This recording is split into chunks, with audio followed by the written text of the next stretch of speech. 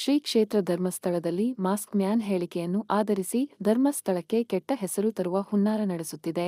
ಕೂಡಲೇ ತನಿಖೆ ನಡೆಸಿ ಸಂಬಂಧಪಟ್ಟ ವ್ಯಕ್ತಿಗಳನ್ನು ಬಂಧಿಸಬೇಕೆಂದು ಬಿಜೆಪಿ ಜಿಲ್ಲಾಧ್ಯಕ್ಷ ಸಿಕಲ್ ರಾಮಚಂದ್ರಗೌಡ ಆಗ್ರಹಿಸಿದರು. ಈ ಒಂದು ತಾಲೂಕು ಆಫೀಸ್ ಮುಂದೆ ನಿಂತು ನಮ್ಮ ಧರ್ಮ ಉಳಿಬೇಕು ಅಂತ ಬೇಡ್ಕೊಳ್ಳುವಂಥ ಪರಿಸ್ಥಿತಿ ಹಿಂದೂಸ್ತಾನಕ್ಕೆ ಬಂದಿದೆ. ನಮ್ಮ ಧರ್ಮ ಉಳಿಬೇಕು ಅಂತೇಳಿ ನಾವು ಇವತ್ತು ಕಾಂಗ್ರೆಸ್ ಸರ್ಕಾರ ಮುಂದೆ ಗೋಳಾಡ್ಕೊಳ್ಳೋ ಪರಿಸ್ಥಿತಿ ಬಂದಿದೆ. ಯಾರಪ್ಪನ ಮನೆ ಗಂಟು ಯಾಕೆ ಇವತ್ತು ಈ ಬುರುಡೆ ಕತೆ ತುಂಬ ಚೆನ್ನಾಗಿ ಟಿವಿಗಳಲ್ಲಿ ತುಂಬ ನಮ್ಮ ಹಿಂದೂಗಳು ಕೂತ್ಕೊಂಡು ತುಂಬ ಚೆನ್ನಾಗಿ ನೋಡ್ತಾ ಇದ್ದಾರೆ. ಧರ್ಮಸ್ಥಳಕ್ಕೆ ಹೋಗೋದು ಬಿಟ್ಬಿಡು, ಟಿವಿ ಮುಂದೆ ಕೂತ್ಕೊಂಡು ಪಿಕ್ಚರ್ ಕೂಡ ಅಷ್ಟು ನೋಡ್ತಾರೋ ಇಲ್ವೋ, ಅಷ್ಟೊಂದು ಇಂಟ್ರೆಸ್ಟ್ ಆಗಿ ಎಲ್ಲರೂ ಕೂತ್ಕೊಂಡು ನೋಡ್ತಾ ಇದ್ದಾರೆ. ನಮ್ಮ ಹಿಂದೂಗಳಿಗೆ ನಾಚಿಕೆ ಆಗಬೇಕು.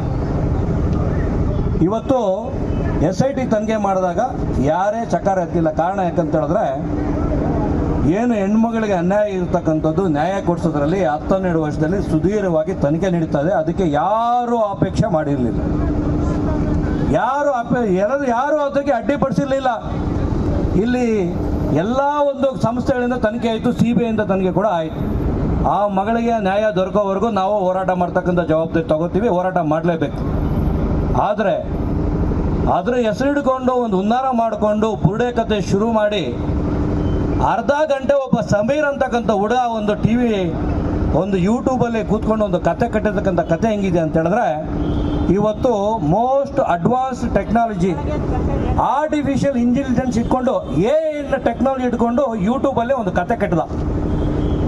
ಇದು ಅವನು ಕಟ್ಟಿದ್ದಲ್ಲ ಅಂತ ಈಗ ಗೊತ್ತಾಗಿದೆ. ಅದು ಹಿಂದ್ಗಡೆ ಎಷ್ಟು ಜನ ಇದ್ದಾರೆ, ಯಾವ ಕೈವಾಡ ಇದೆ, ಯಾವ ರಾಜ್ಯದಿದೆ, ಯಾವ ದೇಶದ್ದಿದೆ, ಹಿಂದೆ ಯಾರು ಮಾಡ್ತಾ ಇರ್ತಕ್ಕಂಥದ್ದು ಎಲ್ರಿಗೂ ನಮ್ಮ ಜನಗಳಿಗೆ ತಿಳುವಳಿಕೆ ಬರ್ತಾ ಇದೆ. ಇವತ್ತು ಅರ್ಧ ಗಂಟೆ ಸ್ಟೋರಿ ಮಾತಾಡಿರ್ತಕ್ಕಂಥ ಹುಡುಗ ಬುರುಡೆ ಕತೆ ಹೇಳಿರ್ತಕ್ಕಂಥವನು ಒಬ್ಬ ಬುರುಡೆ ಎತ್ಕೊಂಡು ಒಬ್ಬ ಬರ್ತಾವನೆ, ಅನಾಮಿಕಾ ಅಂತ ಮಾಸ್ಕ್ ಹಾಕೊಂಡು ಬರ್ತಾನೆ. ನಮ್ಮ ಕರ್ನಾಟಕ ಸರ್ಕಾರದಲ್ಲಿರ್ತಕ್ಕಂಥ ಮಂತ್ರಿಗಳಿಗೆ, ಮುಖ್ಯಮಂತ್ರಿಗಳಿಗೆ, ಇರ್ತಕ್ಕಂಥ ಅಧಿಕಾರಿಗಳಿಗೆ ನಾಚಿಕೆ ಆಗ್ಬೇಕು. ಬುರುಡೆ ಇಟ್ಕೊಂಡ್ಬಂದು ಬುರುಡೆ ಬಿಡ್ತಾನೆ ಗೊತ್ತಾಗಲಿಲ್ಲ ಅವ್ರಿಗೆ. ನಮ್ಮ ಸರ್ಕಾರದಲ್ಲಿ ಇರ್ತಕ್ಕಂಥವ್ರು ಇನ್ನೂ 1947 ಇದ್ದಾರೆ. ಅರ್ಧ ಗಂಟೆ ಯೂಟ್ಯೂಬ್ ಮಾಡಿದ ಹುಡುಗ ಆರ್ಟಿಫಿಷಿಯಲ್ ಇಂಟೆಲಿಜೆನ್ಸ್ ಇಟ್ಕೊಂಡು ಮಾಡ್ತಾನೆ. ಬುದ್ಧಿ ಬೇಡವಾ ಇವ್ರಿಗೆ? ಬುರುಡೆ ಇಟ್ಕೊಂಡ್ಬಂದವನು ಏನು ಬುರುಡೆ ಬಿಡ್ತಾ ಇದ್ದಾನೆ, ಯಾಕೆ ಬುರುಡೆ ಬಿಡ್ತಾ ಇದ್ದಾನೆ ಅಂತ ಮಸ್ತ್ ತನಿಖೆ ಮಾಡ್ಬೇಕಲ್ಲ. ಮಾಸ್ಕ್ ಹಾಕೊಂಬಂದ, ಹೇಳಿದ್ದೆಲ್ಲ ಗುಂಡಿ ತೋಡಿದ್ರು ಇವರು. 25 ದಿವಸ ಒಂದು ಮಾತು ನಮ್ಮ ಧರ್ಮಾಧಿಕಾರಿಗಳು ಮಾತಾಡಲೇ ಇಲ್ಲ. ಅವರು ನಗು ಮುಖ ಹೋಗಲೇ ಇಲ್ಲ. ಯಾಕೆ ಗೊತ್ತಾ? ಮಂಜುನಾಥ ಸ್ವಾಮಿ ಸತ್ಯ ಇರ್ತಾರೆ. ಧಾರ್ಮಿಕ ಕೇಂದ್ರಗಳಲ್ಲಿ ಎಲ್ಲ ದೇವಸ್ಥಾನಕ್ಕೆ ಸರ್ಕಾರದಲ್ಲಿ ಅವನು ಅರ್ಜಿ ಕೊಟ್ಟರೆ ನಯಾ ಪೈಸಾ ಕೊಡೋ ಯೋಗ್ಯತೆ ಇಲ್ಲ. ಈ ಸರ್ಕಾರದಲ್ಲಿರೋರಿಗೆ ಅವರು 2 ಲಕ್ಷದಿಂದ 20 ಲಕ್ಷ ಒಂದು ದೇವಸ್ಥಾನಕ್ಕೆ ಕೊಟ್ಟಿರ್ತಕ್ಕಂಥ ಉದಾಹರಣೆಗಳು ಈ ರಾಜ್ಯದಲ್ಲಿ ನೀವು ಎತ್ತಿ ಲೀಸ್ಟ್ ಕೊಟ್ಟರೆ 1,000 ಕೊಡ್ತೀನಿ ನಾನು. ಸಾವಿರಾರು ಕೆರೆಗಳಿಗೆ ದುಡ್ಡು ಕೊಟ್ಟಿದ್ದಾರೆ.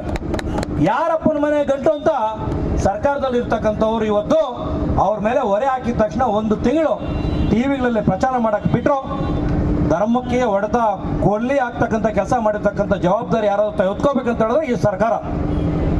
ಇವತ್ತು ಹಿಂದೂಗಳ ಒಂದು ಭಾವನೆಗೆ ಏನು ಧಕ್ಕೆ ಬಂದಿದೆ. ಬುರುಡೆ ಬಿಟ್ಟಿದ್ದಾಯಿತು, ಯೂಟ್ಯೂಬನ್ನಾಯಿತು, ಒಬ್ಬ ಹೆಣ್ಮಗಳನ್ನ ವಯಸ್ಸಾದಳನ್ನ ಕರ್ಕೊಂಬಂದು ಕೂರಿಸ್ತಾರೆ.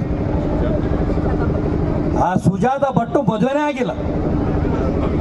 ಆ ಎಂಬನು international life style, live in relationship, ಮಕ್ಕಳೇ ಇಲ್ಲ. ಆ ಫೋಟೋ ಹಿಡ್ಕೊಂಬಂತ ಹೇಳಿದ್ರೆ ಅವಳು ಎತ್ತು ಒಳಗಡೆ ಹಾಕ್ಬಿಟ್ಟು ವಿಚಾರಣೆ ಮಾಡ್ಬೇಕಲ್ಲ. ಅದನ್ನು 4 ದಿವಸ ಪ್ರಚಾರಕ್ಕೆ ಬಿಡ್ತಾರೆ ಟಿವಿಗಳಿಗೆ. ಅದನ್ನು ನಮ್ಮ ಜನ ಕೂತ್ಕೊಂಡು ಚೆನ್ನಾಗಿ ನೋಡ್ತಾರೆ. ನಮ್ಮ ಜನ ಯಾವಾಗ, ನಾನು ಅವತ್ತೇ ಹೇಳಿದ್ದೀನಿ, ಅವ್ರವ್ರು ಬುಡಕ್ಕೆ ಬಂದಾಗಲೇ ಅವ್ರಿಗೆ ಗೊತ್ತಾಗೋದು. ಚೆನ್ನಾಗಿ ಟಿವಿ ನೋಡ್ಕೊಂಡು ಎಂಟರ್ಟೈನ್ ಮಾಡಿದ್ರು. ಇವತ್ತೇನಾಯಿತು, ಧರ್ಮಸ್ಥಳದಲ್ಲಿ ಇರ್ತಕ್ಕಂಥ ಒಂದು ಅನ್ನದಾತ ಯಾರಿದ್ದಾರೆ, ಇವ್ರು ಯಾರಾದರೂ ನಾಳೆ ಬೆಳಗ್ಗೆ ಅಲ್ಲಿ ಹೋದರೆ ಅನ್ನ ಹಾಕೊಂಡು ಗತಿ ಇರೋಲ್ಲ. ಇವ್ರಿಗೆ ಅನ್ನ ಕೊಡ್ತಾ ಇರ್ತಕ್ಕಂಥ ಪುಣ್ಯಾತ್ಮ ಇವತ್ತು ಅವ್ರಿಗೆ 70-75 ವರ್ಷ. ಆ ಯೂಟ್ಯೂಬಲ್ಲಿ ಮಾಡೋ ಹುಡುಗ ಏನು ಹೇಳ್ತಾನೆ ಮಾತಾಡಿದ್ನಲ್ಲ, ನಾವು ಶಾಂತಿಯುತವಾಗಿ ನಾವು ಇವತ್ತು ಇದ್ದೀವಿ. ಯಾರ ಮೇಲೆ ರೊಚ್ಚಿಗೆ ಹೇಳ್ತಕ್ಕಂಥದ್ದು ನಾವು ಆಗಲೇ ಹೇಳಿದ್ದೀನಿ. ಸ್ವಾತಂತ್ರ್ಯ ನಾವು ತರಬೇಕಾದ್ರೆ ಕೂಡ ಶಾಂತಿಯುತವಾಗಿ ಹೋರಾಟ ಮಾಡಿ ತಗೊಂಡಿರ್ತಕ್ಕಂಥದ್ದು ಹಿಂದೂ ರಾಷ್ಟ್ರ. ಅಶಾಂತಿ ಮಾಡೋಕ್ಕೆ ಆಗೋದೇ ಇಲ್ಲ.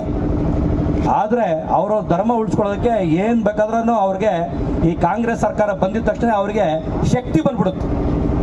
ಎಲ್ರಿಗೂ ಆ ಶಕ್ತಿನ ಉಪಯೋಗಿಸ್ಕೊಂಡು ಇವತ್ತು ಧರ್ಮ ಉಳಿಯೋ ಕೆಲಸ ಏನು ಮಾಡಿದ್ದಾರೆ. ಇವತ್ತು ಅವರ ಕೈಯಲ್ಲಿ ಯೋಗ್ಯತೆ ಇಲ್ಲ ಅಂತ ಹೇಳಿದ್ರೆ, SIT ರಚನೆ ಮಾಡಿರ್ತಕ್ಕಂಥ ಸರ್ಕಾರಕ್ಕೆ ಯೋಗ್ಯತೆ ಇಲ್ಲ ಅಂತ ಹೇಳಿದ್ರೆ ದಯಮಾಡಿ NIA ಕೊಟ್ಬಿಡಿ. ಯಾಕಂತ ಹೇಳಿದ್ರೆ ಇದು ಬರೀ ಕರ್ನಾಟಕದಲ್ಲ, ಕೇರಳ ಮೂಲ ಗೊತ್ತ. ಧರ್ಮಸ್ಥಳದ ಕ್ಷೇತ್ರದಲ್ಲಿ ಯಾರೋ ಒಬ್ಬ ಅನಾಮಿಕ ತಲೆ ಬುರುಡೆಯನ್ನು ಹಿಡ್ಕೊಂಡು ಇಂದಿನ ಒಂದು ದೃಶ್ಯವನ್ನು ಮಾರ್ಗ ಇಟ್ಕೊಂಡು ಅದನ್ನು ಸುಮಾರು 18-20 ಅಡಿ ಆಳವಾಗಿ ಮಂಜುನಾಥ ಸ್ವಾಮಿ ಸನ್ನಿಧಿಯಲ್ಲಿ ಕಿಡಿಗೇಡಿಗಳು ಮಾಡ್ತಕ್ಕಂಥ ಕೆಲಸವನ್ನು ಘನ ಸರ್ಕಾರ ಕೂಡ ಒಂದು SIT ರಚನೆ ಮಾಡಿ ಸತ್ಯಾಸತ್ಯಗಳನ್ನು ಶೋಧನೆ ಮಾಡಬೇಕಂತ ಹೇಳಿದಾಗ ಅದರಲ್ಲಿ ಯಾವುದೇ ಒಂದು ಹುರುಳಿಲ್ಲ ಅಂತೇಳಿ 3 ದಿವಸದಿಂದ ಎಲ್ಲ ಗೊತ್ತಾದ ನಂತರ ಇವತ್ತು ಆ ಕಿಡಿಗೇಡಿಗಳನ್ನು ಬಂಧಿಸಿ ಅವನ್ನ ವಿಚಾರಣೆ ಮಾಡ್ತಾ ಇದ್ದಾರೆ.